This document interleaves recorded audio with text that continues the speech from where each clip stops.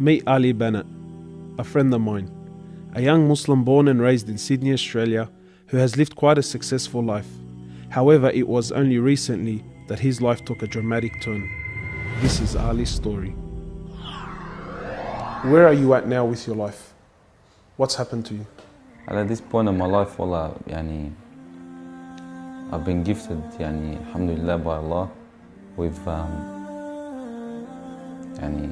cancer throughout my body, and I've changed my whole life to sort of helping people. Why do you call it a gift, Ali? And alhamdulillah, it's a gift because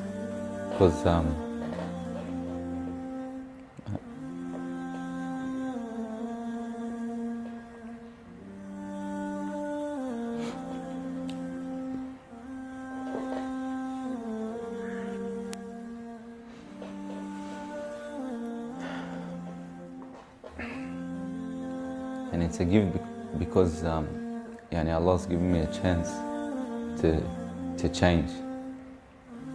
What has having cancer, what has it opened your eyes to?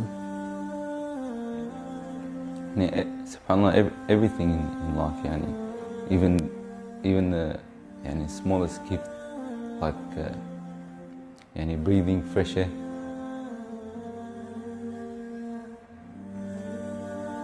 Do you feel like you used to take that for granted before?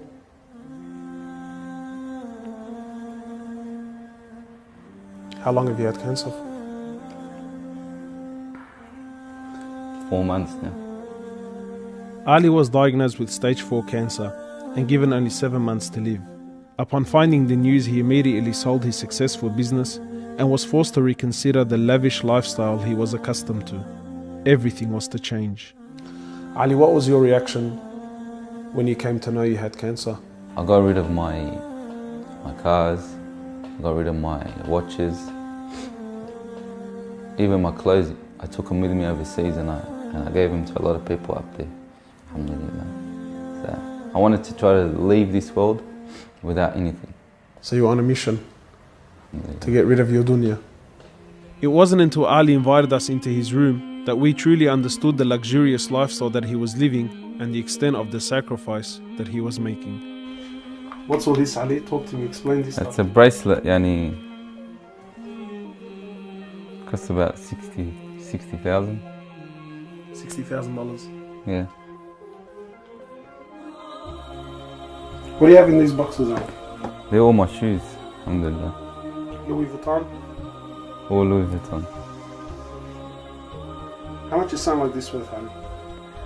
They're probably about 1,300. How much you pay for that, Ali? About 700. Thongs. For a pair of thongs, yeah. So what's happening with the sunglasses here, Ali? I just like collecting different sunglasses. Yeah? I've got rid of a lot of them. I gave them to a couple of brothers in Africa, alhamdulillah. So you're telling me there's a kid in Africa that's walking around with Louis Vuittons and...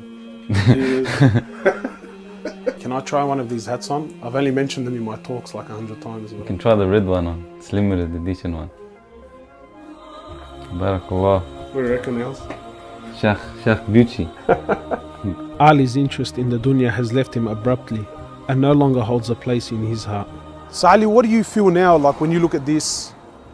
And driving something like this doesn't really cross my mind anymore. It's not something I would want to do no more. After someone tells you, or you find out that you're sick, or you haven't got much time in this life, wallah, this is the last thing you would want to chase. And this is how we should be living our life every day.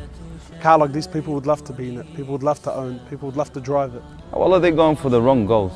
And you realize that when you get sick, when someone tells you you haven't got long to live, you realize all this stuff, it does not benefit us in any way. So what's the value of this in your heart now? This is worth one pair of thongs for a little African child with no thongs. Wallahi, it's worth more than me to see him smile with a pair of thongs than own one of these. Wallah al-Azim. Ali has since dedicated the remainder of his life and wealth to helping those who are far less fortunate than him. After an emotional journey to Africa, Ali has established a charity titled Muslims Around the World Project. The organization wasted no time in the construction of a masjid and a school in Africa to serve as an ongoing charity for him when he finally has to depart this world. Well, it all started from when I went to the cemetery when a brother that has cancer passed away. And I was at the cemetery and I was just thinking to myself, you know, after you go, there's nothing. There's no one there for you. No mother, no father, no brother, no sister, except for your deeds. And even your money is not going to be there for you. So the only thing that's going to be there for you is a sadaqah. And that's the only thing that's going to help you gradually through your time in the grave till you get to the ultimate destination. As the reality of death further sinks in, Ali spends most of his personal time in preparing himself for his final meeting with his Creator, Allah. The Prophet of Allah says, sallallahu alaihi wasallam, more or less, he says, he who loves to meet Allah, Allah loves to meet him. And he who hates to meet Allah, Allah hates to meet him. Are you loving to meet Allah? Because of this cancer, I've been advised by one of the brothers to take a special drug to help me with pain and stuff. And subhanAllah, it's very strong. I took a bit too much and I came into a whole different world within not knowing where I was, and it was very hard for me. And subhanAllah, I actually seen things I've never seen before. And my family were there all standing around me, and I was pointing up and I was saying, Ya Allah, take me. And it was that beautiful what I was seeing. I just wanted to go. And the next day, subhanAllah, I woke up and I was upset that Allah didn't take me.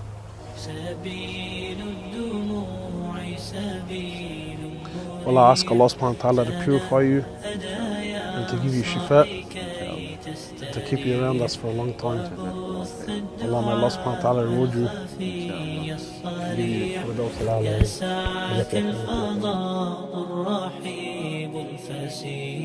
سبيل الدموع سبيل مريح تنهدى يا صاحي كي